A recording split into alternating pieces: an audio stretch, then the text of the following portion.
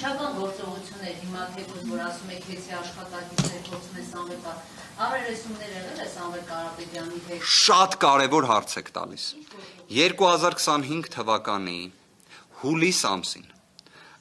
փաստաբանների պալատի անդամ փաստաբան Արշակ Վարդանյանը, Լիաննա Գասպարյանը, Արմեն Ֆերոյանը, Ռուբեն Հակոբյանը, Արամ Վարդևանյանը թվով ներկայացրել են միջինացված ասեմ, երևի թե 20 միջնորդություններ, որ կատարվի առերեսում, որ կատարվի վարութային գործողություն, այդ թվում Սամվել Կարապետյանի մասնակցությամբ։ Թիվը պատկերացրեցիք ու այդ բոլոր միջնորդությունները մեկ էջի վրա չենք գրում։ Մենք չենք զլանում, հիմնավորումներ ենք գրում, պատճառաբանություններ ենք գրում, վերլուծում ենք իրավիճակը, դատավարական նախապատմությունը, որ պատկերացնեք մոտ 1 հատոր, մենք մենակ միջնորդություններ ունենք գրած, որ քննչականը տեղից շարժվի։ Ոչ մի նման գործողություն առերեսում եւ այլ չի կատարվում։ Բայց փոքր հավելում անեմ, էլի։ Չէ, հիմա մի փոքր հավելում անեմ ձեր հարցի հետ կապված։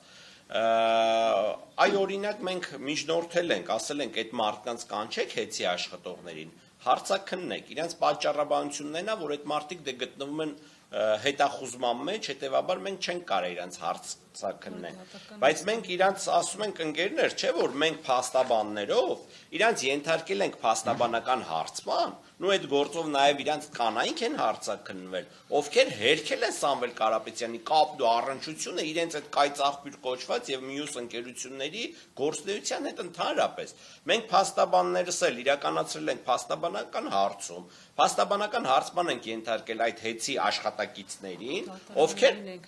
ներկայացրել ենք դատախազին տեսակապի միջոցով եւ խնդրել ենք նույն տեսակապի եղանակով իրենք իրականացնեն հարցաքննություն, քանի որ մեր օրենսդրությունը դա թույլ է տալիս։ Այսինքն քննիչին ոչ մի բան չի խանգարում, որ ինքը օրինակ WhatsApp-ի միջոցով տեսակապով զանգի հավաստյանը այդ մարդու ինքնության մեջ իր անձնագրով կամ այդ մարդու կողքը լինի իր փաստաբանը եւ չգիտեմ, Ամերիկայում, Մոսկվայում կամ Իտալիայում այդ մարդին ենթարկի փաստաբանական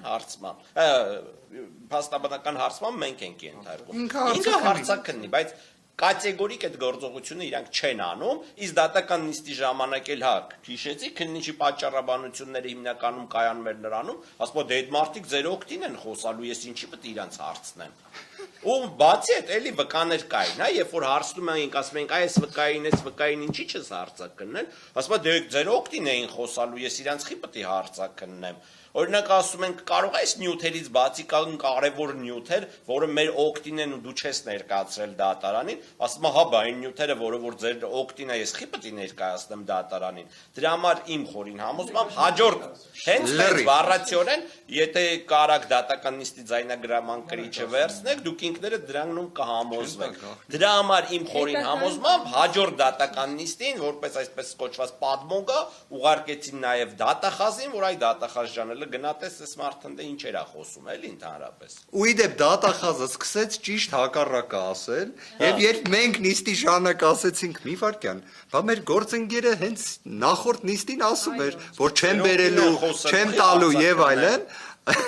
դատախազը ստիպված փորձելով սրբագրել իրավիճակը, բայց քանի դա բացահայտեցինք, սա էլ նշենք։ Դատարանը իր նախաձեռնությամբ խնդրեց, որ մեկ փաստաթուղթ, որը քննիչը ընդունեց, որ չի ներկայացրել, բայց ունի, դատարանը խնդրեց, որ այն բերվի եւ ներկայացվի դատարանին։ Ինչ արեց 53 քննիչներից բաղկացած քննչական խումբը։ Չբերեց։ Բառացի չբերեց։ Դատարանը երբ հարցրեց, որ ինչն է պատճառաբանությունը, որ չեք ներկայացնում տվյալը, որը ընդունեցիք, որ ունեք, որը դատարանը խնդրեց ներկայացնել, քննիչը պատասխանեց, որ մենք ենք որոշում ծավալը տվյալներ ներկայացնելու, չենք ներկայացնելու։ Բայց մինչև այդ ասում էր ձեր օգտին ախի ներկայացնել։ Բայց քննության ընթացքում ապահովիչը օգտին կարող է խնդրել, բայց Ստեղ ուղղակի քննիչը պետք է բազմակողմանի քննի, բայց տենց չի։ Բայց տենց չի։ Իդեպ գիտեք ինչի տենց չի։ Այն ոնց է, չէ՞։ Որտեվ տես, որովհետև տես 2025 թվականի հունիսի 17-ի գրառումները